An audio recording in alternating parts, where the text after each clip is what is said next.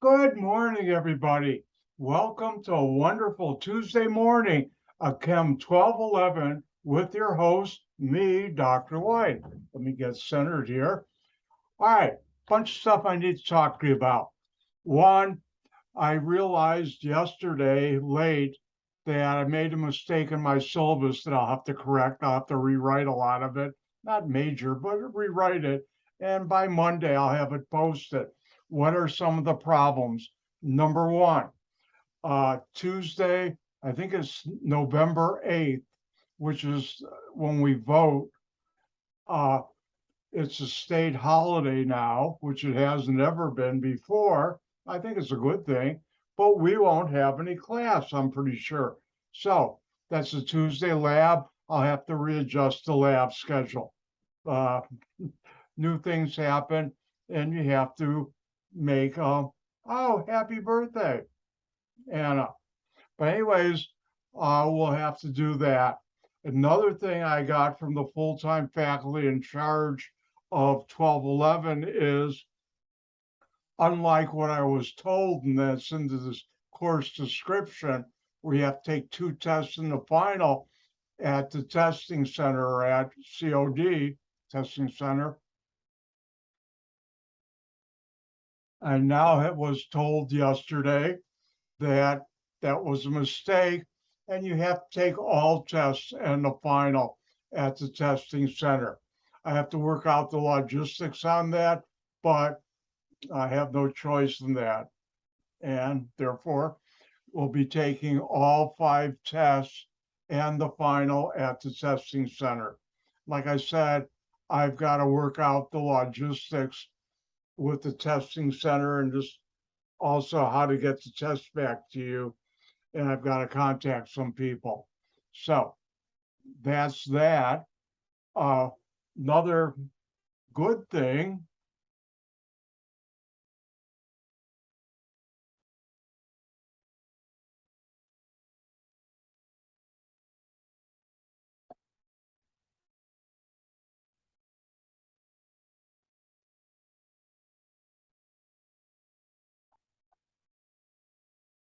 All right, where did I hide you? All right.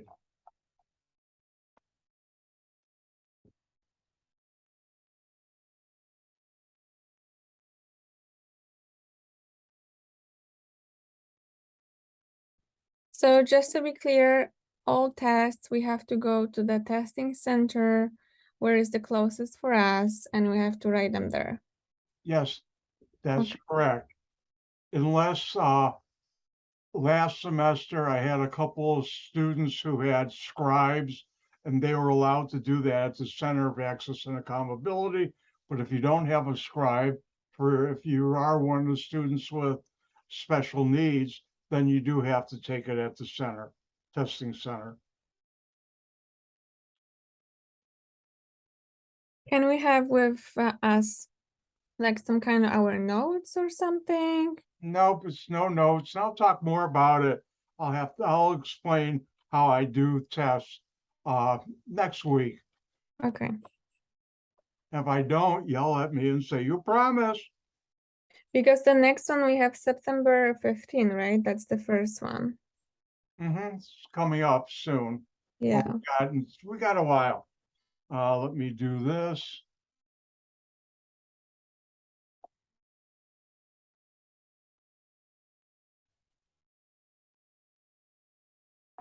All right. Let's go to here.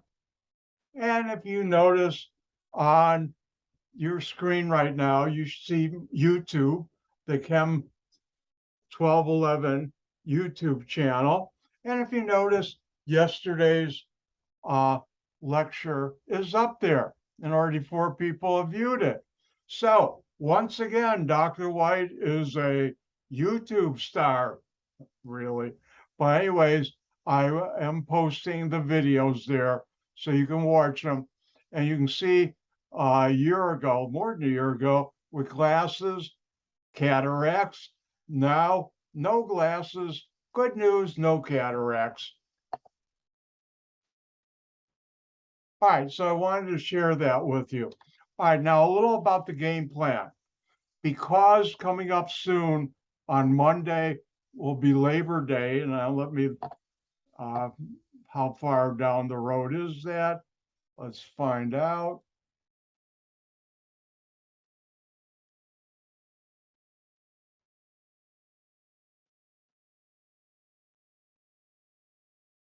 It'll be 2 weeks from yesterday. I'm going to lose a Monday lecture day. And the way I get around that is I set up the schedule. Normally today would be a lab day. And on lab days, I go through practice problems and then I talk about the lab and teach you important things that will help you do the lab. But to make up for that time, today I'll do lecture only. Now, speaking about practice problems,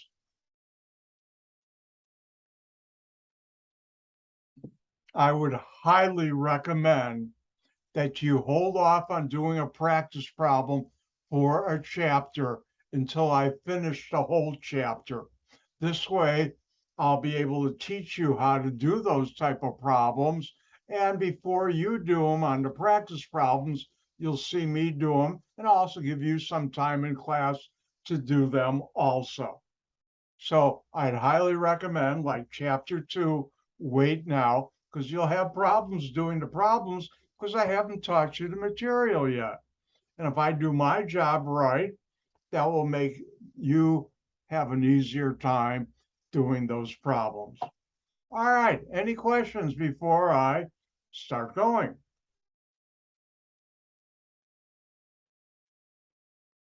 All right, thumbs up, people.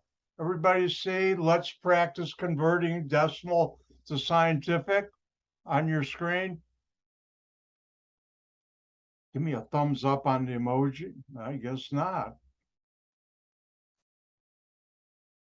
Hold on, let's do this again. Now do you see it? Yes. Thank you. I gotta train you people to use the emoji thing on the lower corner of your screen. You should have one, I hope. But anyways, we're doing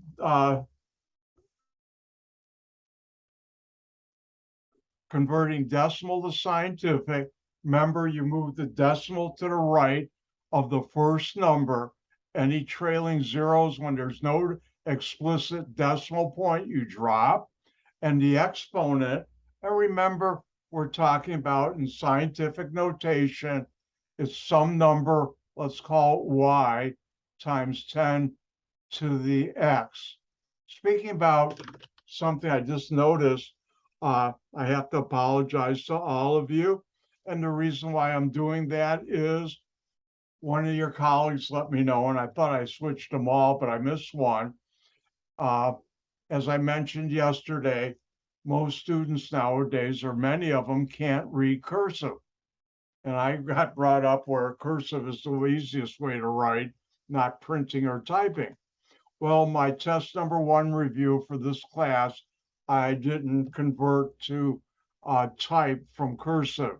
This weekend, test number 1 review is a while down the road, but this weekend I'll work on converting and posting that to typing so you can read it if you can't read cursive.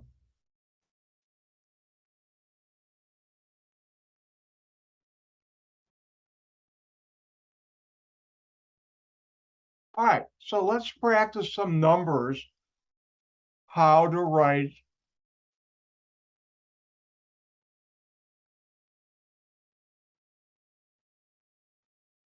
thumbs up, people. Try your emoji.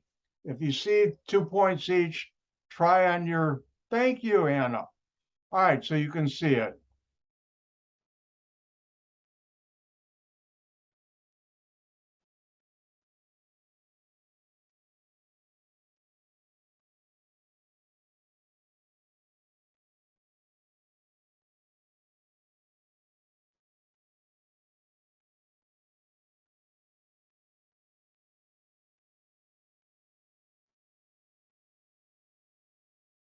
All right, so yesterday when we left off, I was teaching you how to convert a number from regular decimal to scientific notation.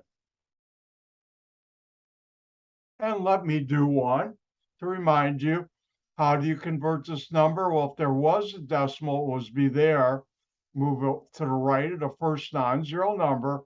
That's 2, 3, 4.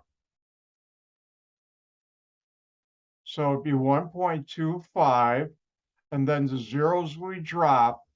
And if the number is greater than 10, x is positive. In this case, it would be 4.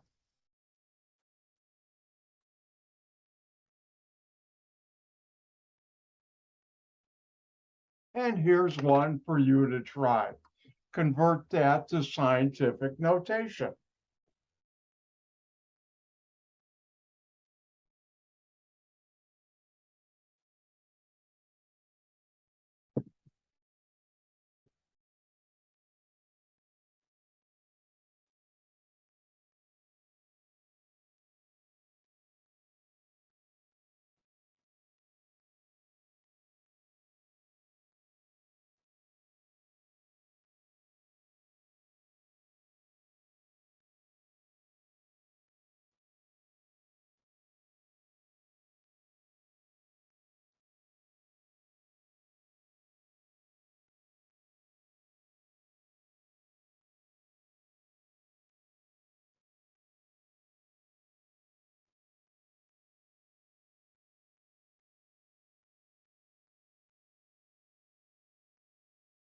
And when you're done, give me a thumbs up. I'd say turn on your webcam and smile.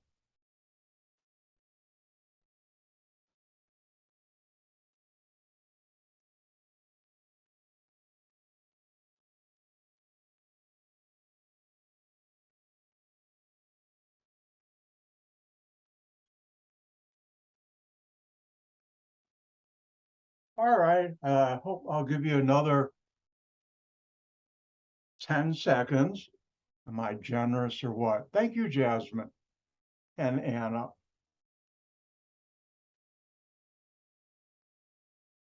All right, if there were a decimal, it'd be here. And you move the decimal to the right of the first non-zero number, and that's 1, 2, 3, 4, 5, 6, 7, 8. So we moved it 8 times. All zeros at the end when there was no decimal, which there wasn't, are dropped. And that's 10. And notice up here, if the number we're converting is greater than 10, 10 is positive, and therefore that would be an 8. So it'd be 2.37 times 10 to the 8. Now, what I haven't done is what happens when the number is less than 1. And let's look at a couple examples. Here the number is less than 1. You do the same thing. Here you do have a decimal. By the way, a habit of mine, Dr. White doesn't break good habits. I always put a 0 in front of the decimal. You don't have to, but I will. And you do the same thing. Move the decimal to the right of the first non-zero number. 1, 2, 3. Lead zeros are dropped. Again, move the decimal point to the right of the first non-zero number. Lead decimal points, those in the front, are always dropped. And how many times do we move it? 3. But this number is less than 1, therefore x is negative. And therefore, that would be 4.3 times 10 to the minus 3. Again, move the decimal point to the right of the first non-zero number.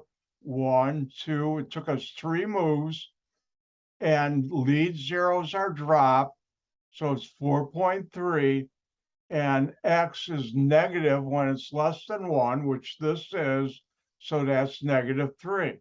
Let me do another one.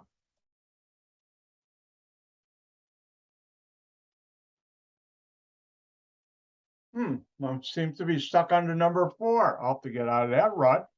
Let's do this. How do you do it?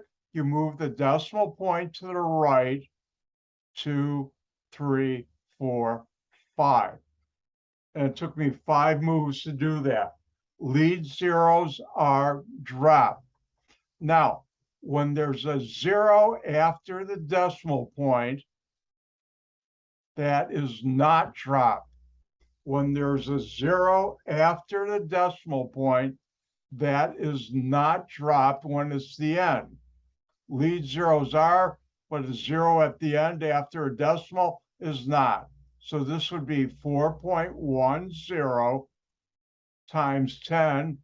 We moved that 1, 2, 3, 4, 5 times. Since it's less than 1, it's negative, and that would be 5. 4.10 times 10 to the -5th. All right, your turn.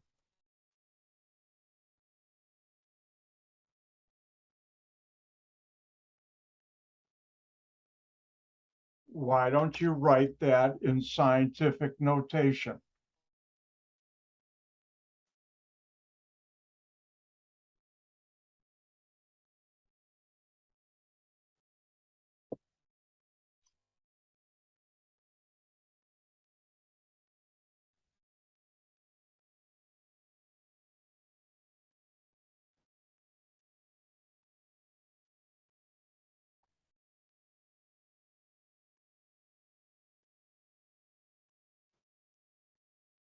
All right, thank you, Jasmine. Now, if you don't know how to use the emoji on your screen, I guess everybody found it. Thumbs up, thank you. All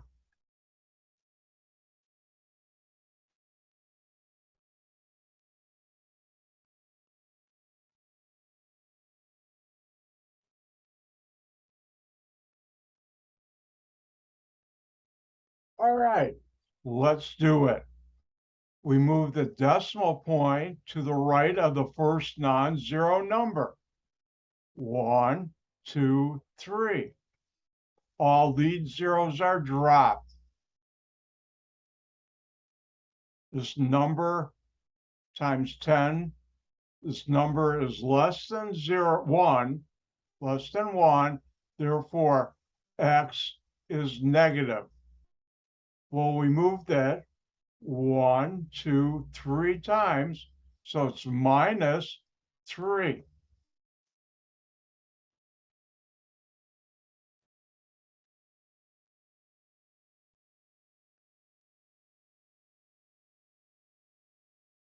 And why don't you try this one? 0.02100. Please write that, or 2 points each, write it in scientific notation.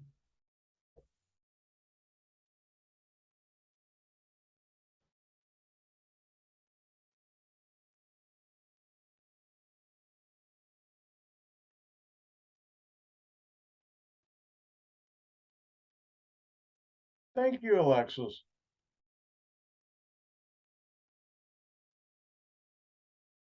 Thank you, Anna. And Jasmine's done too, so I can get to work. Here's our decimal point. You move it to the right of the first non-zero number. Lead zeros are dropped. Zeros at the end after a decimal point, not lead zeros, are kept. So we have to move it 1, 2. So 2.100 times 10 to the -2. And that's how you do it. Any questions?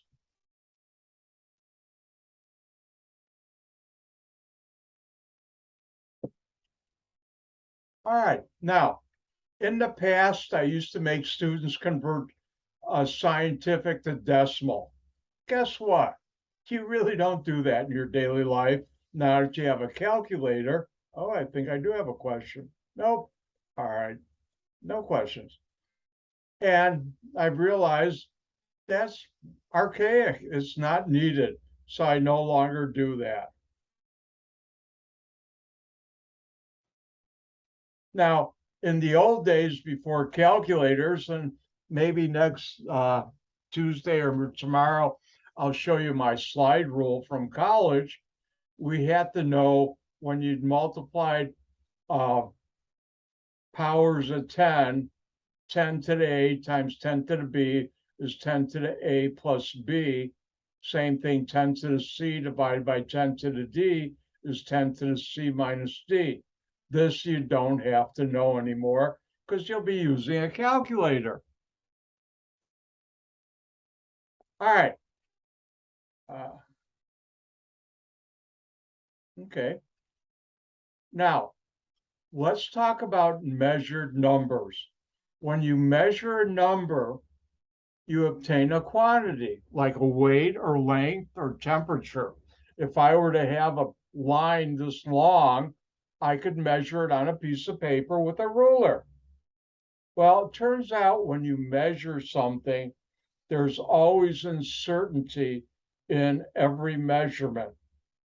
In other words, in any measurement, the last digit is uncertain, but it is the only uncertain digit. And this plays a role in when you take a measurement, how do you know how accurate that measurement is?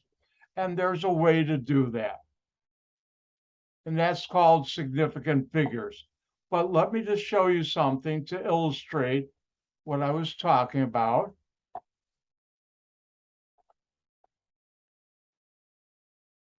Can you see on, let's make sure you can. All right, can you see on the right, the two rulers here? One has, thank you, Alexis. The top is more accurate. And notice you can measure 2.5 inch, 0.5, then it's between 0.5 and 0.6. So I'm going to guess and call that 0.5. So it'd be 2.55. Now the bottom ruler here only has inches. So here's 2 inches. The line is past that, the measurement, the blue dots on the ruler would be measuring. So I know it's at least more than 2 inches, but it's not 3. And if I guess, I say, that's about halfway between the two. So half of 1 is 0.5. Notice you have 2.55 and 2.5. One measurement is more accurate than the other, and that's the 2.55. Now, how do we determine that or know that when we don't see the ruler? And that's where we come up with the concept significant figures.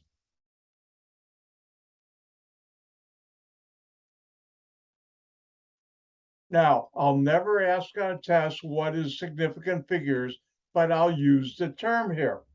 And significant figures are the digits in any measurement that are known with certainty, like the 2.5, and one digit that's uncertain, like the last 0.5 in the 2.55. Now, there's also another concept when we're talking about accuracy and measurements, and that's called exact numbers. And exact numbers are obtained by counting items or from a definition. So we have two concepts, significant figures.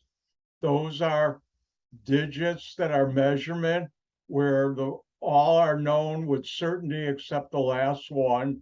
One digit is uncertain, and exact numbers are obtained by counting items or from a definition. What do I mean by counting items? Well, if you had a container of eggs, could you have 2.5 eggs? No. One would broke, but anyways, that wouldn't be an egg anymore. It's a broken egg. But how many full regular eggs would there be? You count them. If you had a dozen, you'd have 12. You can't have, say, 11.4 eggs or 11.5. No, you either have 11, 12, 10, whatever. And that's what we mean by exact numbers. If we were face to face in a classroom, I'd say, well, if I counted the people in this classroom, they're 24. But I can't have 22.8 people. That's impossible. And that's an exact number. Now, let's look at significant numbers. Now, there are guidelines for determining how many significant figures there are in a number. And say I had a number like this. And the question would be, how many significant figures? And that's an important guideline, or I would say aspect of using numbers and doing calculations that's very important. And here, how do we do that? Well, first of all non-zero numbers are significant. So if we look at 34.45, well, how many significant figures are in there? Well, 1, 2, 3, because they're all non-zero. So this would have 3 significant, and I'm going to abbreviate, significant figures. Now, zeros, well, let's talk about that. Zeros may or may not be significant. Wow, that was helpful. Not. But anyways, lead zeros at the beginning of a number are never significant. So if I were to ask how many significant figures are in this number, notice these are lead zeros or leading zeros. They're not significant, but 3 and 6 are non-zero numbers. Those are. So this has 2 significant figures. So leading zeros at the beginning of a number are never significant. Now, confined zeros, those between non-zero numbers, are significant. Confined zeros between non-zero numbers are significant.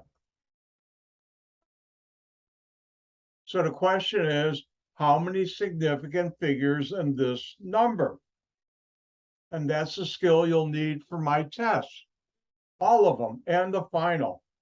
And the answer is, well, 3 is a non-zero number, 5 is a non-zero number, 1 is, so that's 3.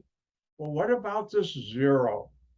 Notice it's between 2 non-zero numbers, therefore that would be significant, and therefore this has 4 significant figures. Turns out every one is significant. So zeros between numbers are always, non-zero numbers are always significant. You know something? I've got to share some of this fun.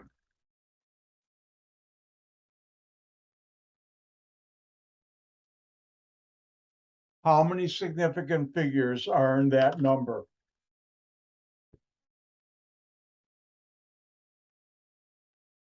Your turn. 6. All right, now, you're right, but what I like to do is I ask what's called rhetorical questions, which I give everybody time to answer on their own, on a piece of paper or whatever, at home or wherever you are, and then I will show you how to do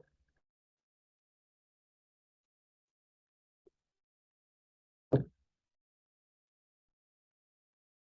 All right, since one of your colleagues already got it right, let's do it.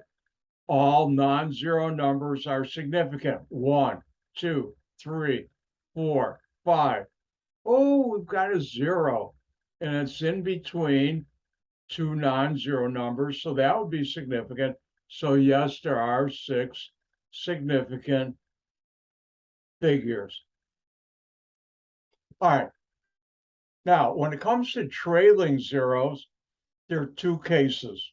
Trailing zeros, those at the end of a number, are significant if a decimal is present in the number.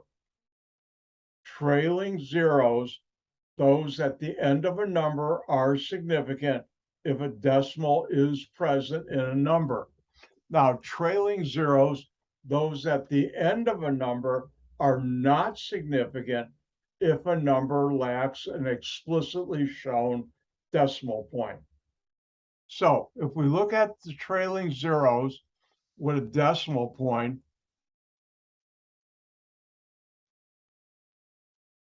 and the question is, and I'll do this one, how many significant figures are in this number? Well, we've got a decimal point. All non-zero numbers are significant. 1, 2, 3. Oh, I've got 2 zeros. They're at the end. Trailing means at the end. And there is a decimal point. So these are significant. So 1, 2, 3, 4, 5. So that'd be 5 significant figures.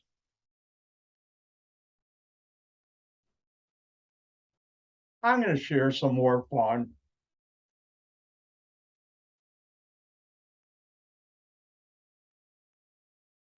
And the question is, how many significant figures are in that number?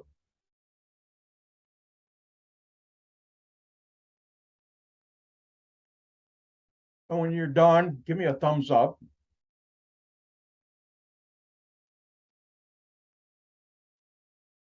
Thank you, all those who have done it so far. Thank you. Everybody's done, so I better get to work. All non-zero numbers are significant. So I have 4. Oh, look, we have a decimal point. Zeros that are trailing at the end are significant. So these are. So it's 1, 2, 3, 4, 5, 6, 7. Wow, 7 significant figures.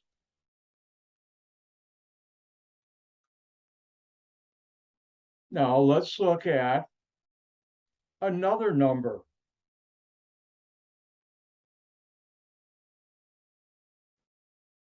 And the question is, how many significant figures are in that number? And I'll do this one. If we look at this number, it has 1, 2, 3, 4 non-zero numbers. It has trailing zeros, but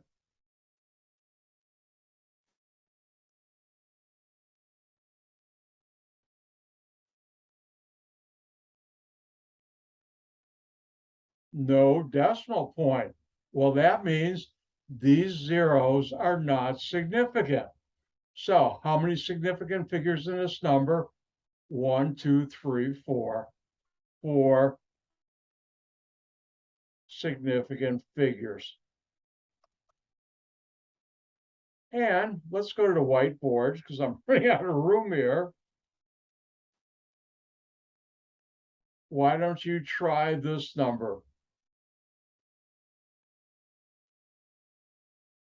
How many significant figures are in that number?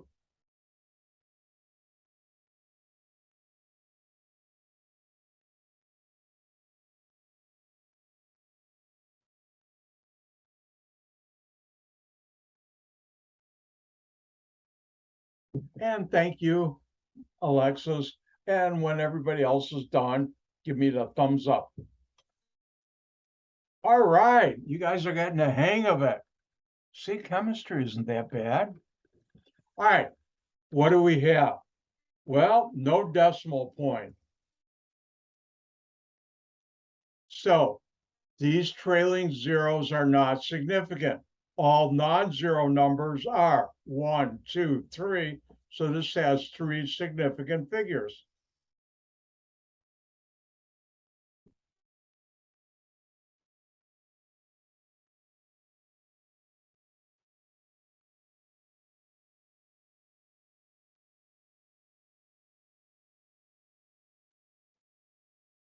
Hold on. Let's start again.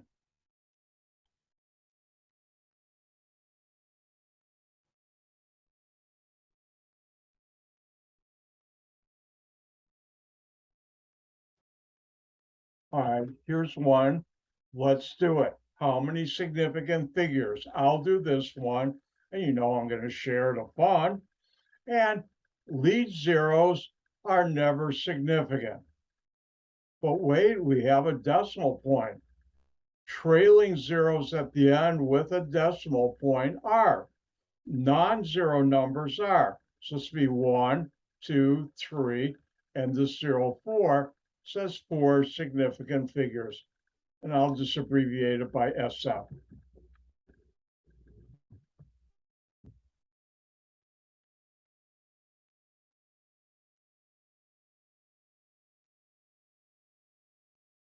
And here's one for you to try. How many significant figures?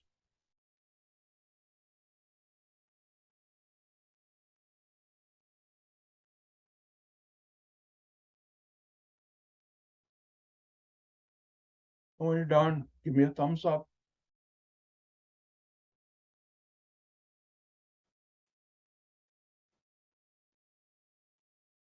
Everybody's done. I better get to work. Now, there is a decimal point here, but lead zeros are not significant. Or leading zeros. But non-zero numbers are always significant. That's 3, 6, 8, 9, and 8. But we have trailing zeros, and we do have a decimal, so these also would be significant. So that's 5 significant figures. Now, let's look at scientific notation.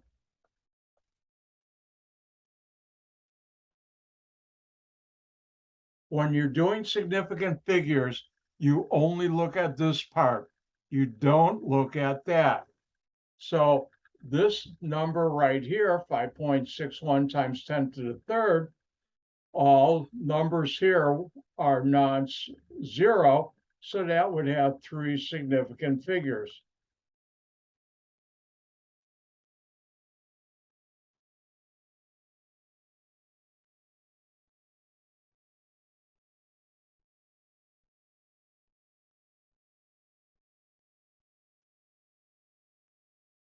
And why don't you try this one? How many significant figures are in 8.667 times 10 to the 18? Ooh, that's a big number.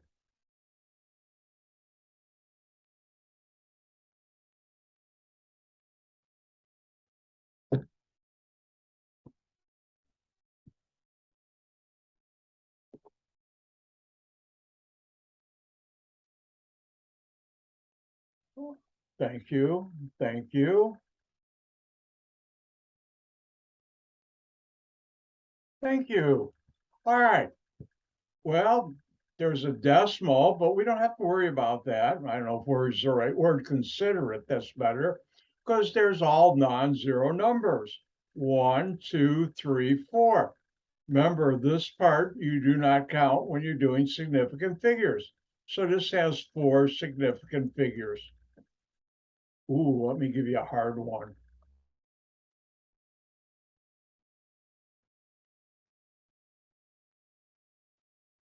How many significant figures does that number have? Your turn.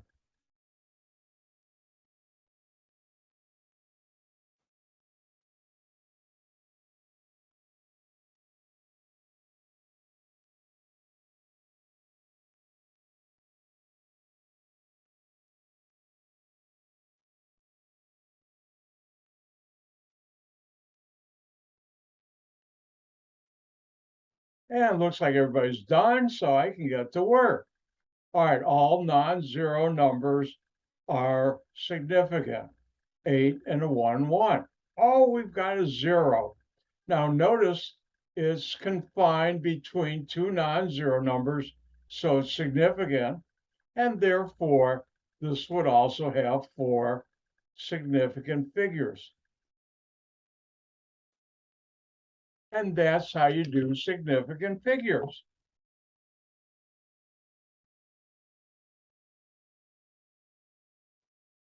Now, exact numbers have no uncertainty. And like I said, they're discrete objects. And when we get into using exact numbers, I'll teach you an important thing about them. Now, when we're using calculations with scientific significant figures, we have to sometimes round off numbers. And that's the process, and I'll never ask on a test what's rounding off. It's a process of deleting unwanted, otherwise known as non-significant figures from a calculation. And I think a lot of you are probably familiar with this, but let's take a look. If the first digit to be deleted is 4 or less, simply drop it and anything that follows it. If the first digit to be deleted is 5 or greater, drop that digit and everything that follows afterward, and the last retained digit increase by 1.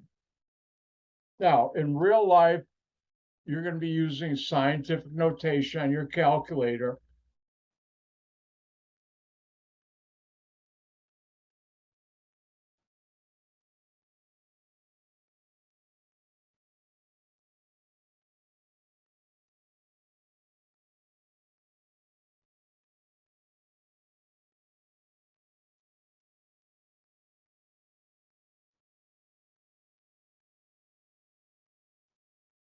So let's look at how we do this. This number has 4 significant figures, but how would you round it off to 2 significant figures? You keep the 8, that's the first significant figure. Keep the 1, that's the second one you want to keep. The next number, and I use a little double squiggly line, I don't know where I picked that up, but I've been doing this for years. That's the number you use to round off. Is that 4 or less or 5 or higher? And hopefully I'll pick one is 4 or less. So everything afterward is dropped, and the number you get when you're dropping things, this is never used. So notice this has 2 significant figures.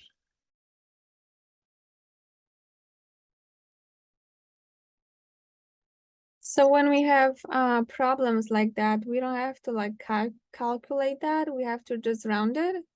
Well, you'll have to round it off, and I'll be showing you in a little while today how you determine how to round it off. Okay.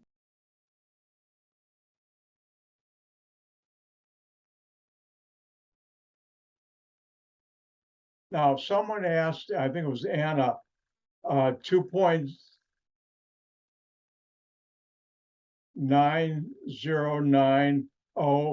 and we have a comma, and there shouldn't be a comma there, 600. And you want to know how many significant figures are in this number? Yeah, I was just wondering if All we right, have a let's do it. commas or Let's do something it. inside. Just in case. All right, all non-zero numbers are significant. 1, 2, 3, 4. Zeros at the end with a decimal, because that's what you have. These are significant. And zeros that are confined are also. So this has 1, 2, 3, 4, 5, 6, 7, 8 significant figures. Okay? Now, when you have a decimal point here, you don't use a comma. Okay? In fact, I never use a comma because I use scientific notation. So we're not gonna have any problems with commas. No, because I'll be using scientific notation. Okay. Let me show you the advantage of scientific notation.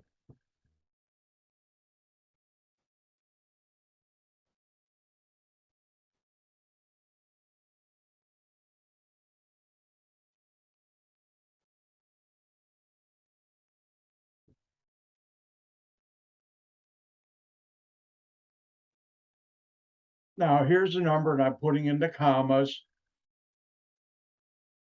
we'll never use something like that in a class or on my test. What you will see, 1, 2, 3, 4, 5, 6, 7, 8, 9, 10, 11.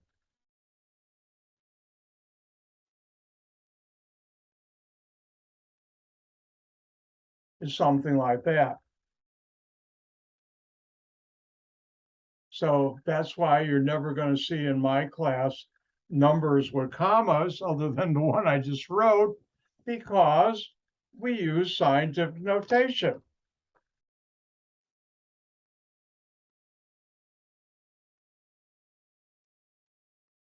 All right, where was I? All right, rounding off.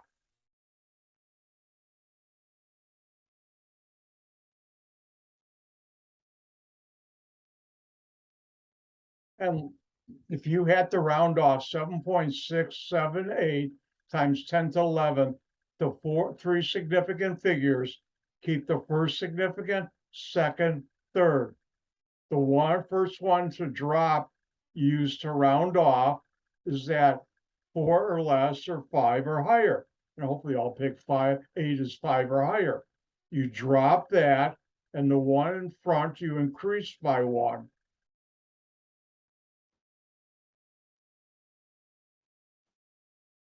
And that's what you would get. Notice this has 1, 2, 3 significant figures. If I look at the clock, it's time for a break. Come back in 5 minutes at 9:55 and we will continue. Okay? I'll see you in 5 minutes. I can get up and stretch. See you in 5.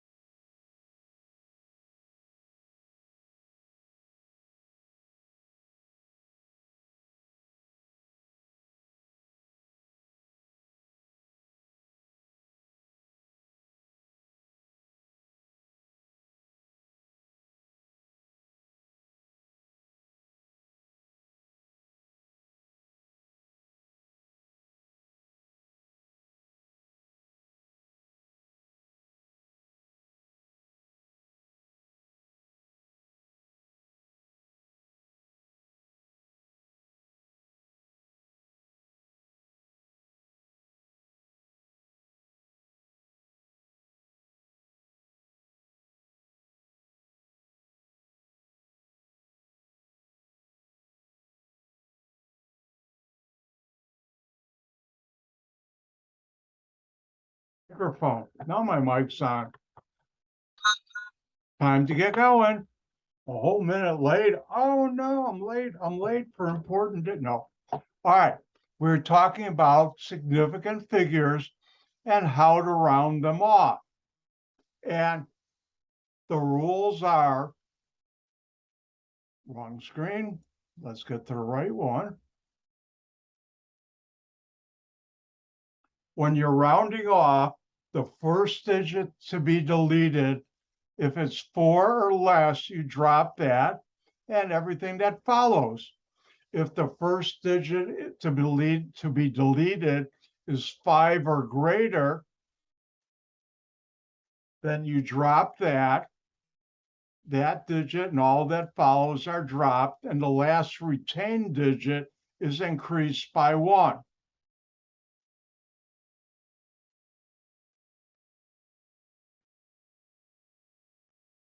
So, your turn.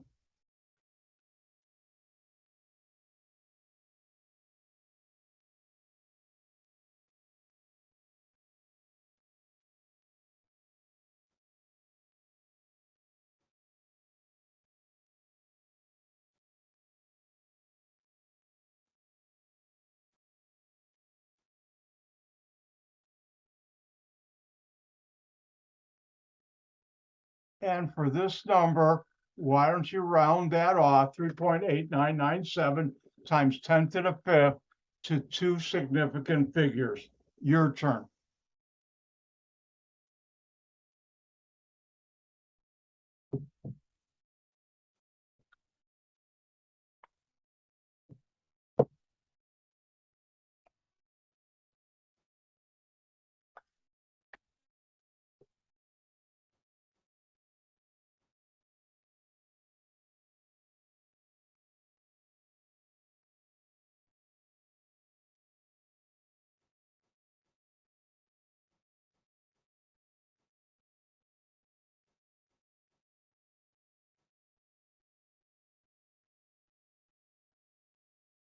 I see 2 people done. We'll wait for the third. Everybody's done. All right, how do you round this off to 2 significant figures? Keep the 3, keep the 8.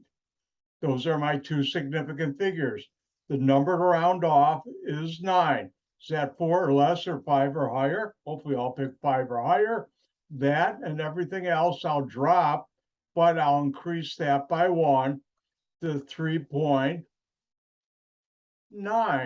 times 10 to the 5th. And that's how you do it. Now, let me show you an interesting case that I'll do.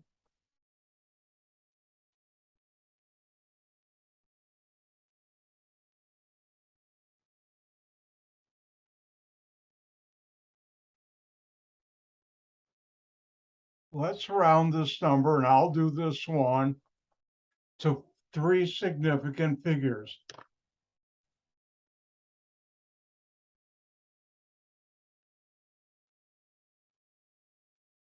Alexis, do you have a question? I saw your hand raised. Oh, wait, let me look down here. Well, Jasmine, I'm going to do that one. I'll do that next. 3.99 times 10 to the 5th. I'll do that in a second. All right, let's take a look at this. And I think some of you got the hang of it. Let's do this one first. Round this off to 3 significant figures. Keep the 3, keep the 8, keep the 9. That's my 3 significant figures. I'll use this 9 to round off. I drop this and increase that by 1. Well, that becomes 0.1 or 0.10. So this would be, and notice the 0 at the end with a decimal would be significant. So this does have 3 significant figures. Now let's look at this one with 2 significant figures. How do we round that off? Keep the 3, keep the 9. This 9 again is greater than 5. I'll drop that and increase that by 1. Well, 0.9 plus 0.1 is 1. So that would be 4.0, because this would become 1.0. And this would still be 10 to the 5th.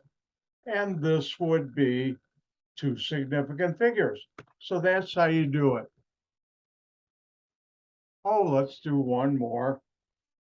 Wait, I have a question. You're welcome.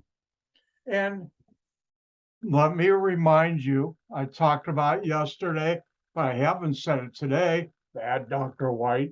Everybody know what that means? I had a couple students a year ago who didn't. I had to teach them what it means, shame. But anyways, mother used to do that to me a lot. I used to get in a lot of trouble too. But anyways, I just lost my train of thought. But remember, there's no such thing as a dumb question.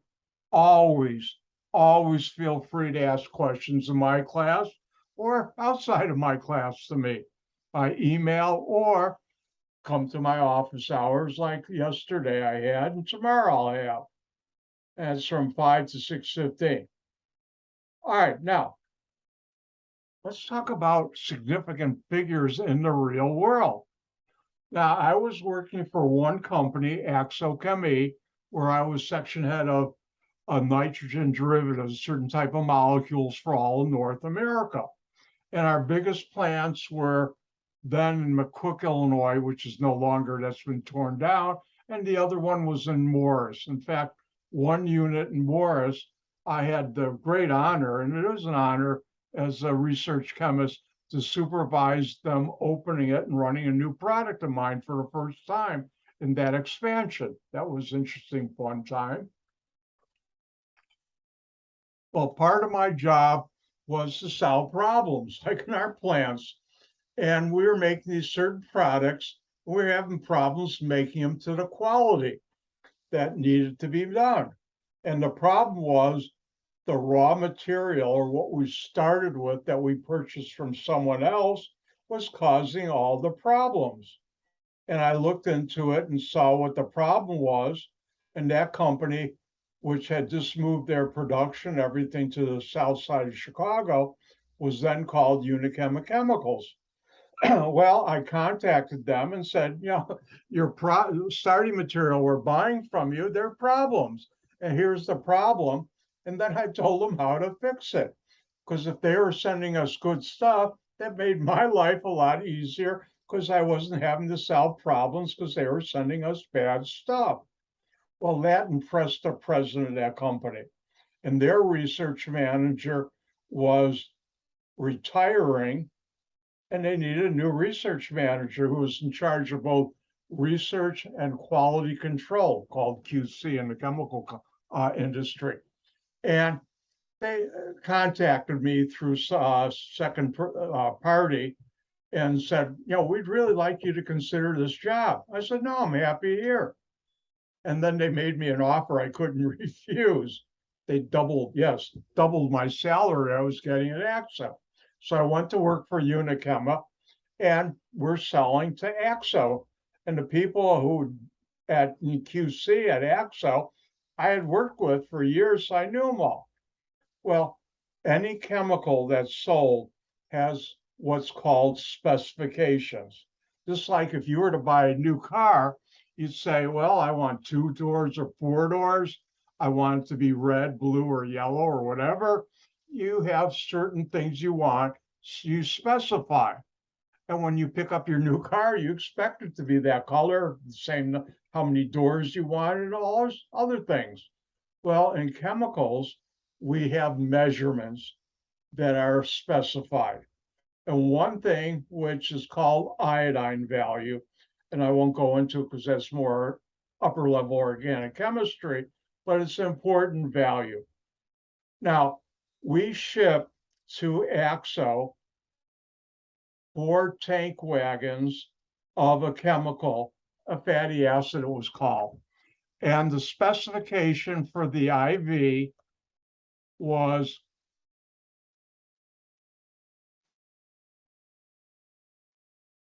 96 minimum.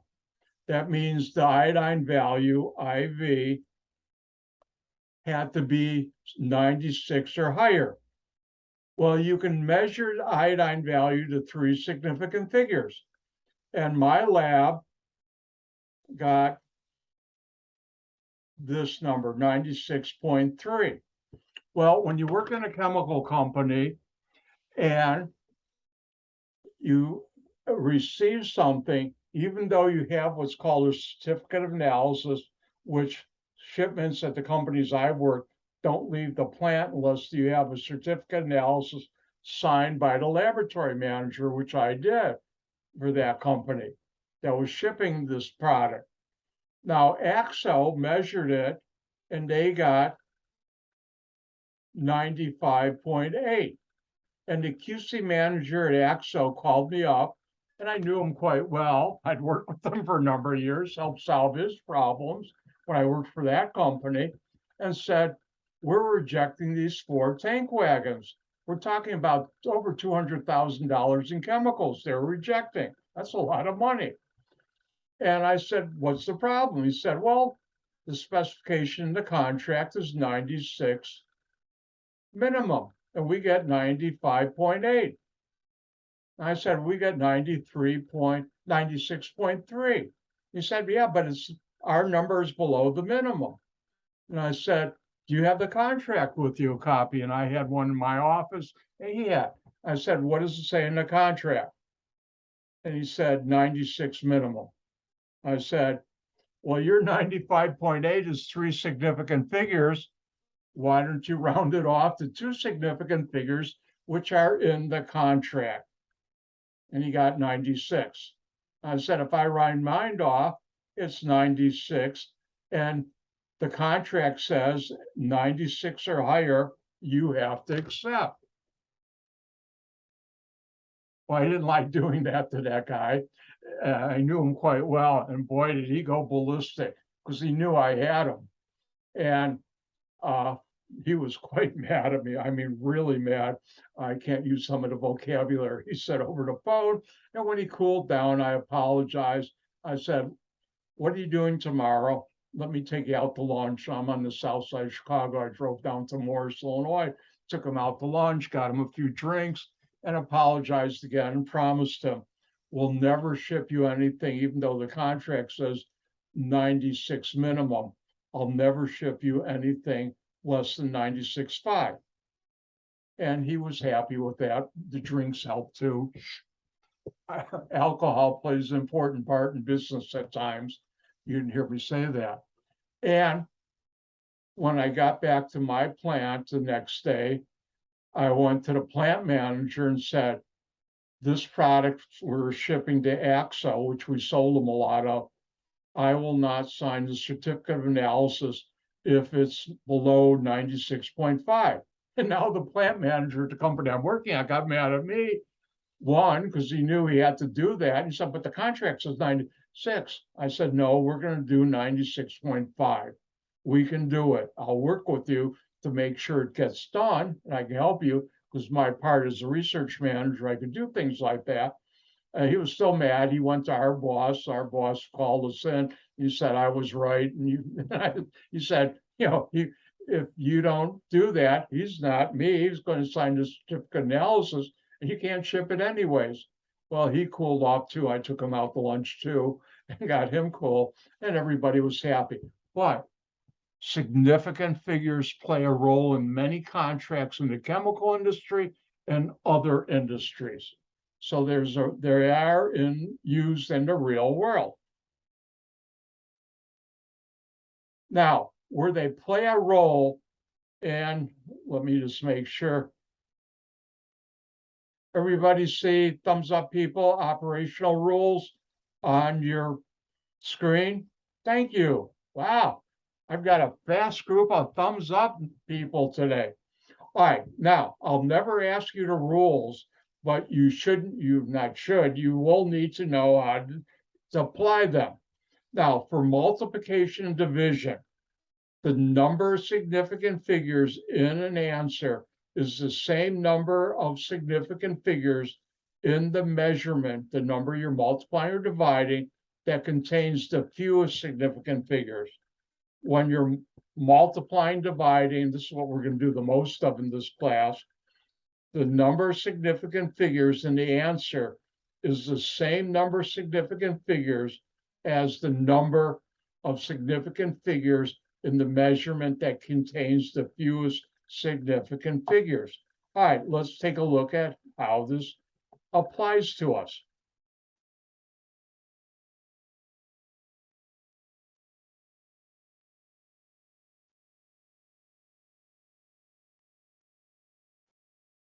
And on test 1, 2, 3, 4, 5, and they also do it on the ACS final, I will have written under your name, please use proper significant figures for all calculated answers. And if you don't, I take off a point. Now, let's take a look at this. Well, everybody knows 4 divided by 2 is 2. But with significant figures, you first have to look at how many significant figures each number has. The top one has 3 significant figures. Remember, zeros after decimal are significant, non-zero numbers are. The bottom number has 2 significant figures.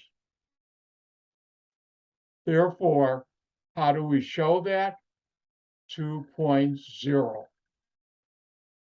So that's because this should have 2 significant figures.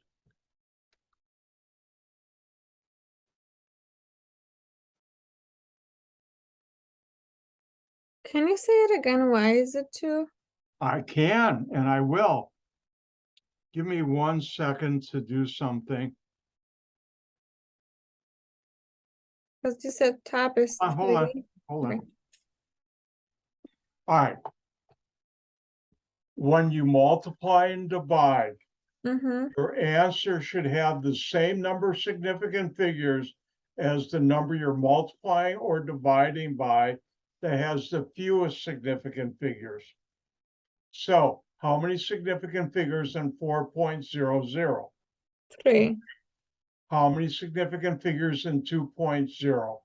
2. 2. So your answer should have 2 significant figures. Now, if you had put down 2, that's only 1 significant figure. But it should have 2, so I put a decimal in the 0.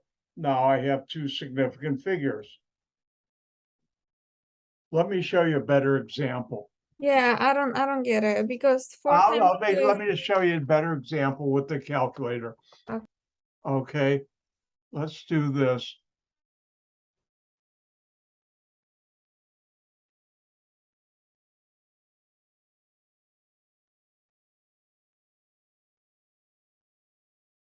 So the question is, what's the number? And let me do that in my calculator.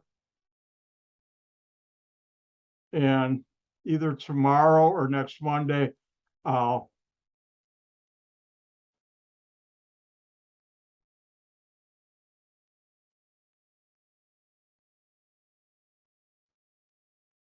show you everybody how to use a calculator.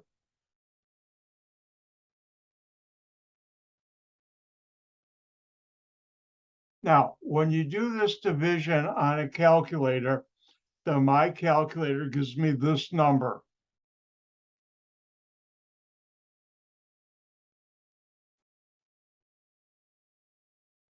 Okay, 1.303125 times 10 to the third. Now, this number has a lot of significant figures, and this would be the wrong answer because you have to round it off. How do you know what to round it off to? When you're multiplying, dividing, you get the same number of significant figures in your answer as the number that you're multiplying or dividing that has the fewest significant figures. Let me say that again. When you're multiplying and dividing, you get the same number of significant figures in your answer.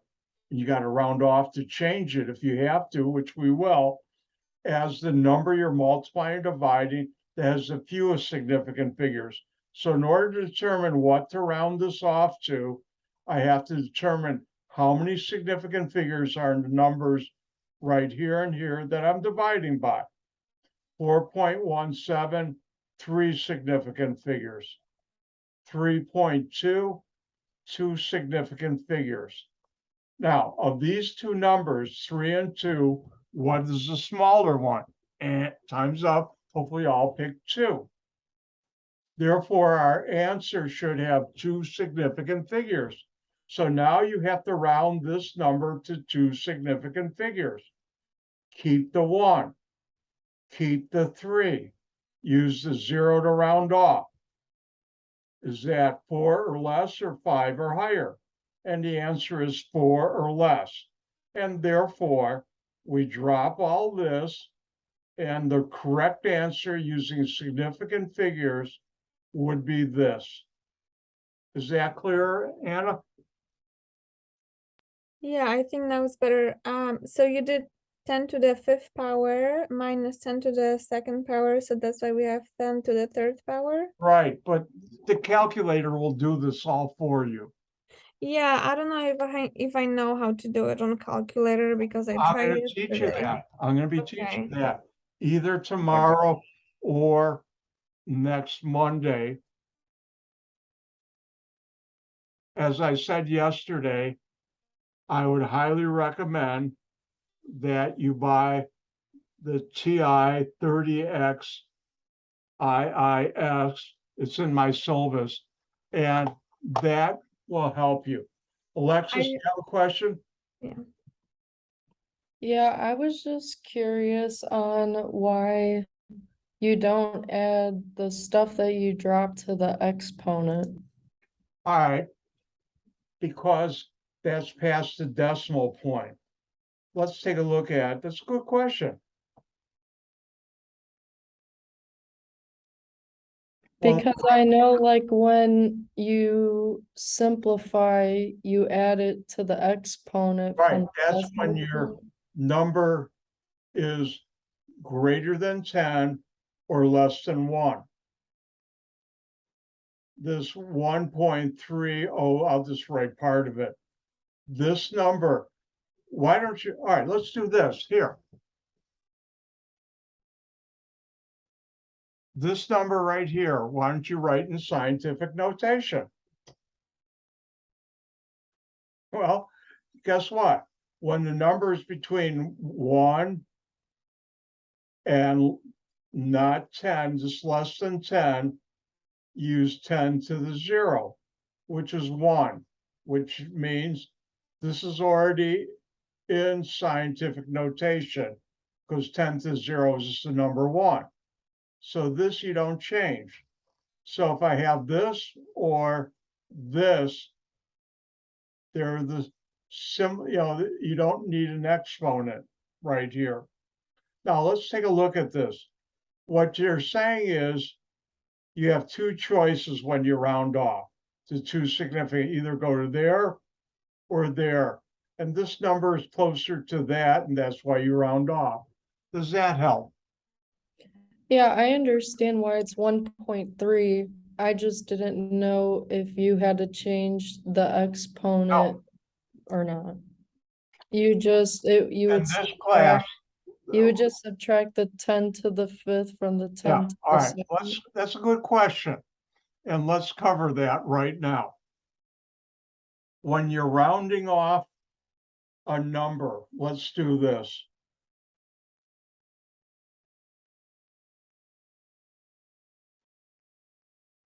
If I were to round this off to say 3 significant figures, keep the 2, keep the 4, keep the 6. I'll use the 5 to round off as 2.465. Well, I have a little gap here. Let me put another 1 there. 1111. So the 3 significant figures, 2, 4, 6, I keep, use the 5 to round off. That's 5 or higher. That gets dropped. This gets increased by 1. and it's not increasing by 1. Sorry about that. Hold on. Let's start again.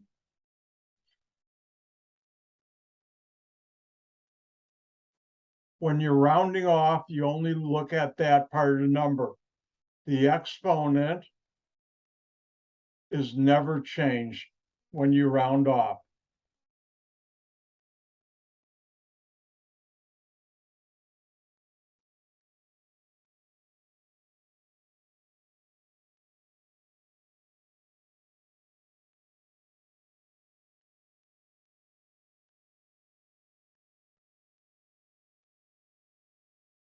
Certain things I've lived with all my life, and you just don't think about it.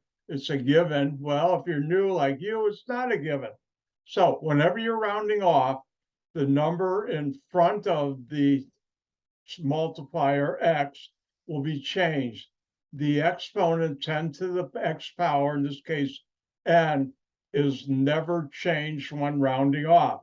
And that must be true. It's on your screen. Oh, that was a bad joke. Sorry. All right, does that help? Yeah, thank you. You're welcome. And as always, all questions are good questions, and you people are getting the hang of that. Thank you. All right, so let's do another one. Let me turn on my calculator, clear it.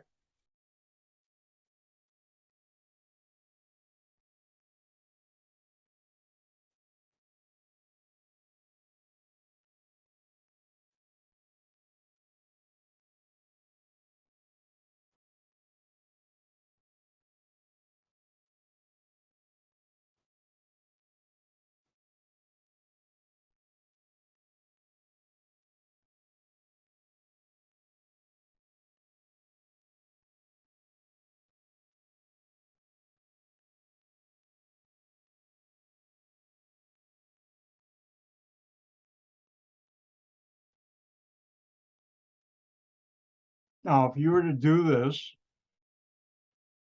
the answer a calculator will give you is this.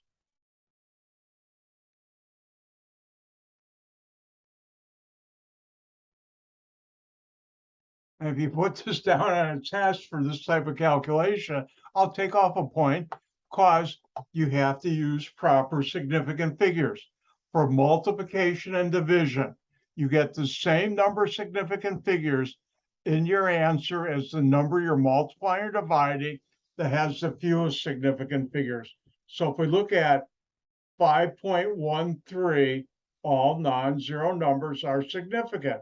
So it has 3 significant figures. If we look at 6.333, all non-zero numbers are significant. This has 4 significant figures. So now this answer, we have to round off. What's the lower of the two numbers, 3 or 4? Hopefully all pick 3. Your answer, you have to round off the 3 significant figures. How do we do that? Keep the 3, keep the 2, keep the 4. That's my 3 significant figures. Use the 8 to round off.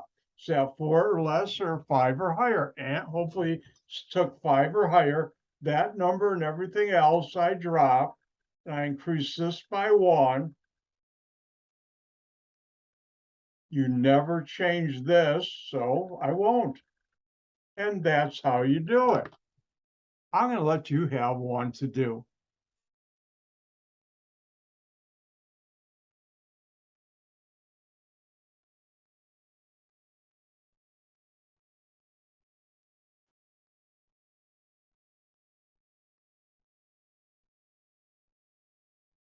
Let me first do this calculation on my calculator.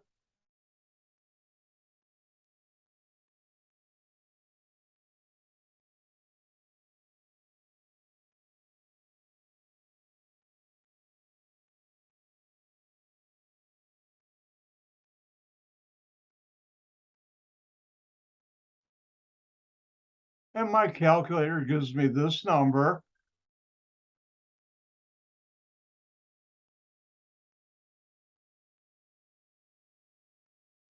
what would be the correct number using significant figures? Remember, you get the same number of significant figures in your answer as the number you're multiplying or dividing that has the fewest significant figures. Your turn.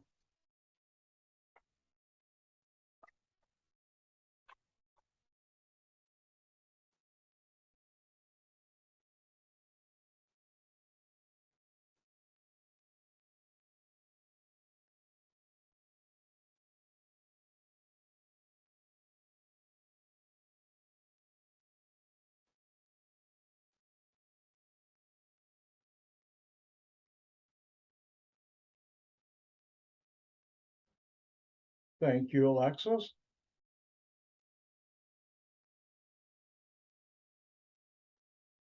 Thank you, Jasmine.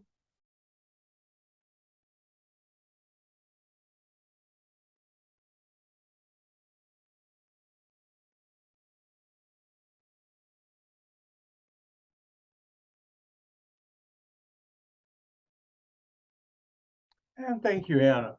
So how do we determine what's the proper answer here? We look at the two numbers we're multiplying. You have to figure how many significant figures. Well, all non-zero numbers, I'm making it easy for you right now, are significant. 1, 2, 3, 4, 5. This has 5 significant figures. How many here? All non-zero numbers are significant. 1, 2, 3, 4. When you're multiplying, dividing, and here we're multiplying, you get the same number of significant figures in your answer as the number you're multiplying or dividing that has the fewest significant figures. So which is the lower number, 5 or 4? Hopefully you all picked 4. So now we have to round this number to 4 significant figures. Keep the 6, keep the 6, keep the 6, that's 3. Keep the 2, that's my 4 significant figures. The next number, which I use my double squiggly line, is 6. Is that 4 or less or 5 or higher? Hopefully all pick 5 or higher. I'm going to drop this, increase this by 1. And this part we don't change. And that's how we do it. Now, we'll do more of these when we finish the chapter and go through the practice problems.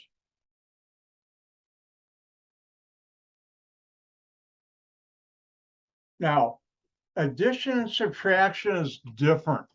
Now, in this class, I don't think we do any subtraction, but later on in the semester, we will do addition. Let me briefly talk about it. But later in the semester, when we actually have to do it, I'll come back and we'll practice it more. All right, for addition and subtraction, the answer has no more digits, and that should be significant numbers or digits, to the right of the decimal than are found in the measurement with the fewest, I guess it's the right digits, to the right of the decimal. Let's take a look at this. How do you do this?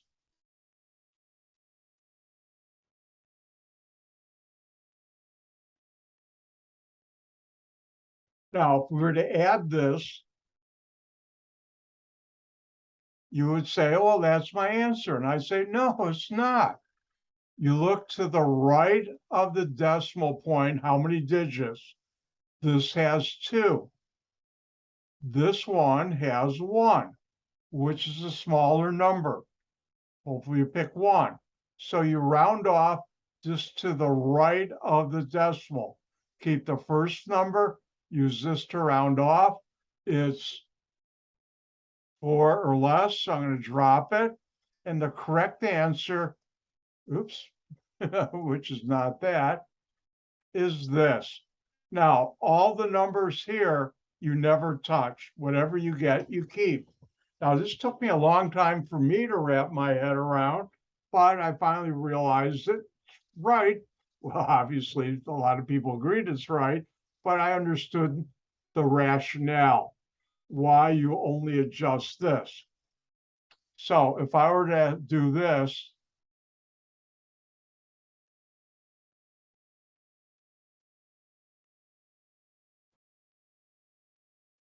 and the question is, what's the correct answer? Well, you added this, you get that, but notice here's my decimal.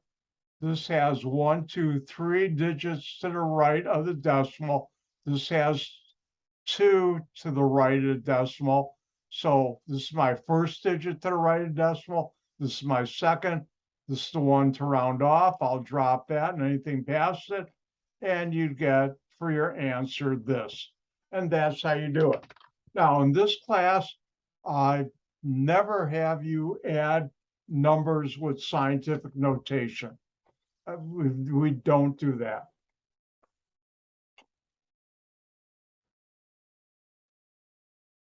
But like I said, I'll come back to this later on. Now, when we talk about exact numbers are not considered when determining the number of significant figures.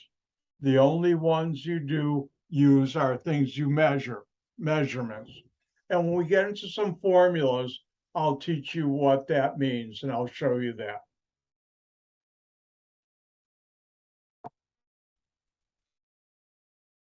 Now, when you take and do a measurement, it matters where you are on this planet. Yes, on this planet. If you're in the United States, we use what's called mainly the English system. If you're in Europe and most of the rest of the world, we use what's called the metric system. And having worked for international companies that are located in Europe and other parts of the world, when I go to their plants or their research centers in Europe, they use metric. Here in the United States, we use the English system mainly. You don't remember it, but in the late, I know you don't remember it because all of you probably weren't born. I was in grad school. About the mid-late 70s, I think I might be off by 5 years.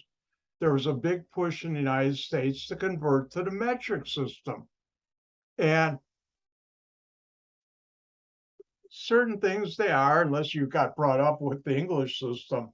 But anyways, the metric system, people tried to, government and certain groups tried to get everybody to convert to that. And most of the people said, no, I don't want this. Yeah, I don't want this. And we didn't, sort of. There are a few places you can still see remnants of the metric system.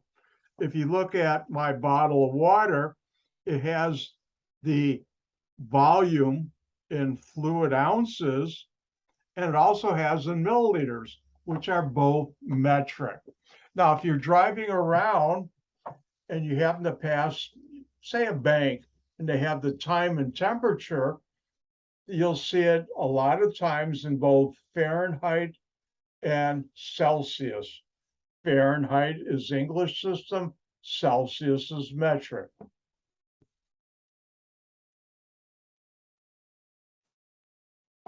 And like I said, there's the English metric, and your book, if you're reading the book, calls it international system, which I have never heard anybody use other than the book. Now, switches off, click, but this is good background information because we'll use the metric system in our class. And metric, the word is derived from the Greek word metron, which is to measure. Now, the metric unit for length is called the meter. And again, next couple of slides, click, the switch is in the off position. But I just like to show you some things. 1 meter is 100 centimeters, and 1 kilometer is 1,000 milliliters. Oh, one place you can still see it, if you have the old non-digital, or even now they still make them, I think they do in newer cars, are both digital and needle. a speedometer, you'll see the outer part of the speedometer in miles, speed limit, miles per hour. And the inner one, you'll see kilometers per hour, the speed limit. Now, volume, the measure is a liter, which is also called cubic centimeters. And if you look on syringes, you may see cm, so superscript to the third power, cm cube. Or you may see milliliters. 1 liter is 1,000 milliliters. Now, one interesting place where the liters did stick when it was tried to push in the United States, if you go to most supermarkets, like just about everywhere, and by the way, Dr. White was born and raised in Chicagoland area, except for the 5 years I lived in Michigan when I went to Michigan State in East Lansing. Even though I did spend a lot of time in Europe, I still, Chicago native, Chicagoland. And the stuff in a bottle or a can that's carbonated with bubbles, that's non-alcoholic, we call pop, not soda. And if you go in the pop aisle and you look, you'll see they have both in the cans, but you'll see the big bottles, and those are 2-liter bottles. That's one of the few remnants from when they tried to convert us all to the metric system. Speaking about pop, do I have enough time? I do. It's time for something totally irrelevant from Dr. White. Not irrelevant, quite interesting.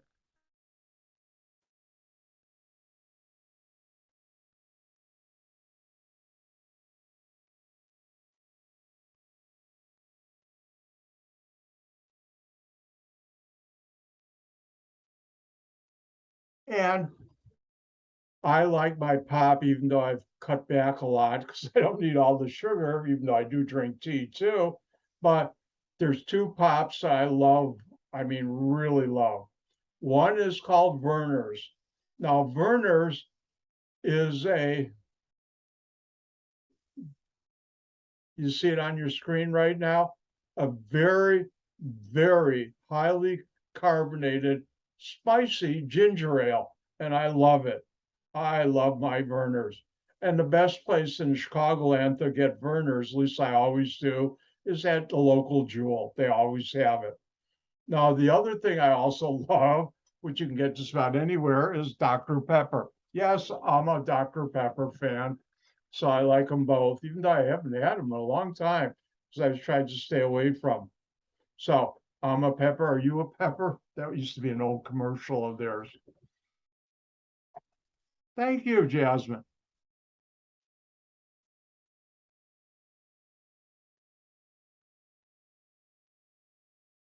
So metric is volume.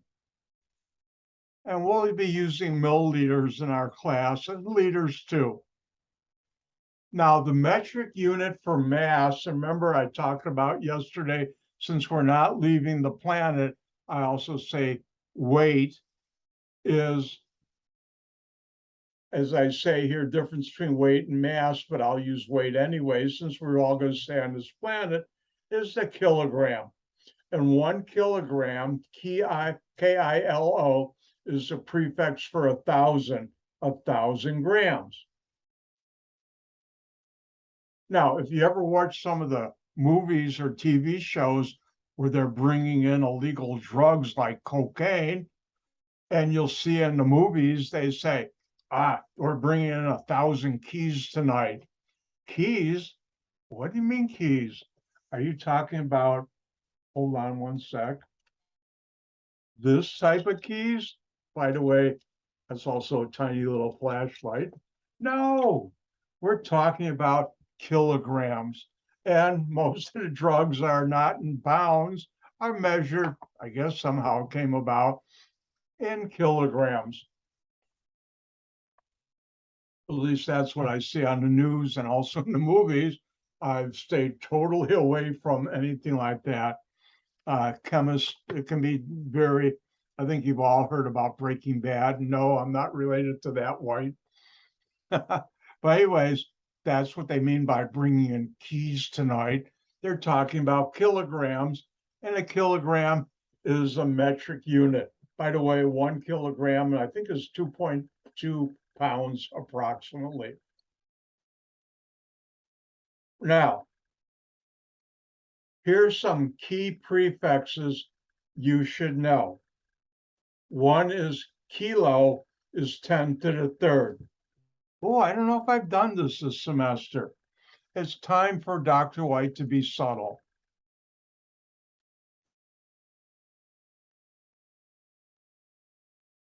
I think I did yesterday.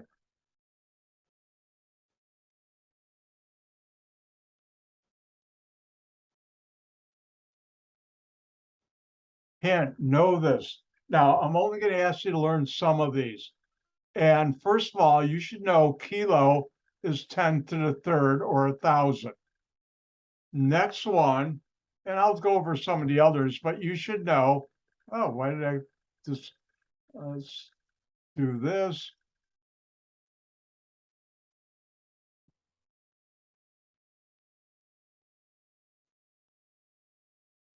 You should know centi, like in centimeter, is 10 to the minus 2. You should know, and this is an important one, milli is the prefix like milliliter, 10 to the minus 3. So these three you should know. Kilo prefix 10 to the third, like kilogram is 1,000 grams.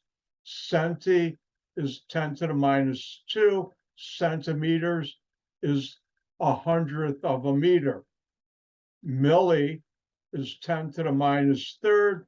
So milliliter is 1,000. That's what this is, 1,000th of a liter. And you should know these. Now, there are other ones I'll talk about, but if I look at the clock, our time's just about up. So, and again, I don't, even though I have it on the schedule, I don't go the whole time for the lab because we don't have to. Now, listen carefully.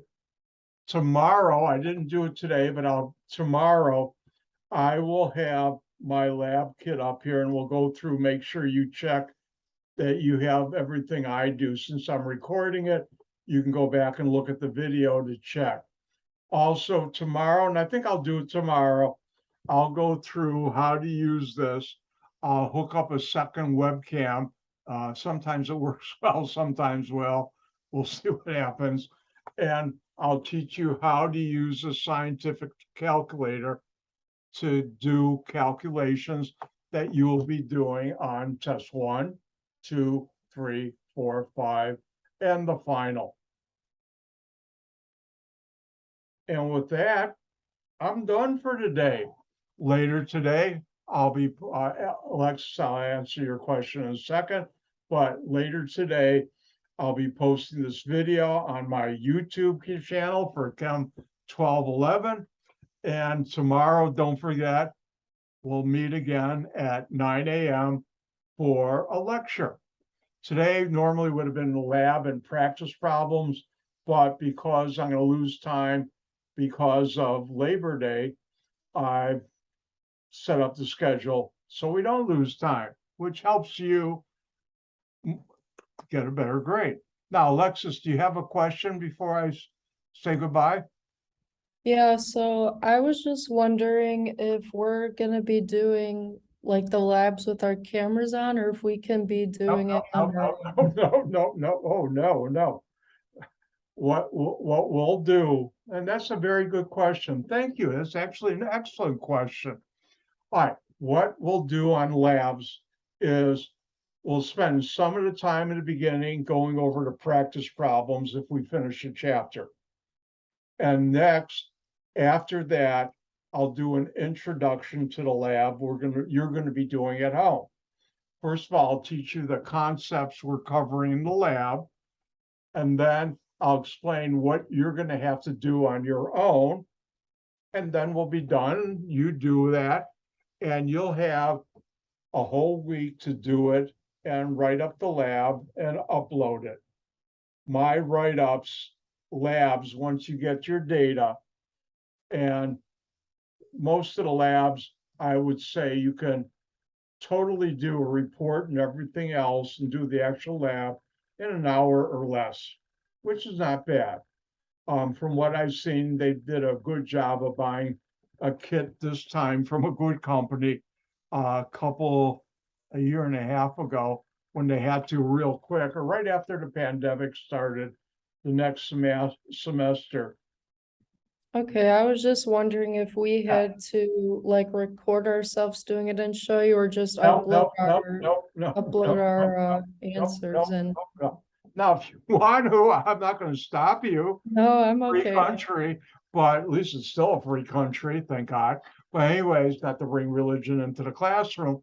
But what you'll do the lab, you'll write down some data, and what you'll do is, say, for a lab you'll do whatever it does, you'll make some observations, you'll write those down, you'll take those observations and use that to answer some questions. Then you'll upload to Blackboard a report with your observations and answers to questions. Do we take like any pictures of them as well too, or just, If you want to, I'd like to see it, but you don't have to. okay, One Thank thing I'll warn people later on, in chemistry, we have a concept called dry labbing. And dry labbing comes from the fact you never touched anything. You stayed dry, like you didn't use water or anything. It's called cheating. And you make up numbers. And trust me, I can tell when somebody dry labs. Now, the way I grade labs, I'm not looking to lab like, how can I take off points from a student? No, hey, that looks right, then they should get the points. If you're not a practiced organic or PhD chemist, I don't expect you to get a certain number. That's what you got to get. You're going to get a range of answers from your tests. And if you're within that range, which shouldn't be hard to get, you should get credit for the data, and then you have to answer the questions.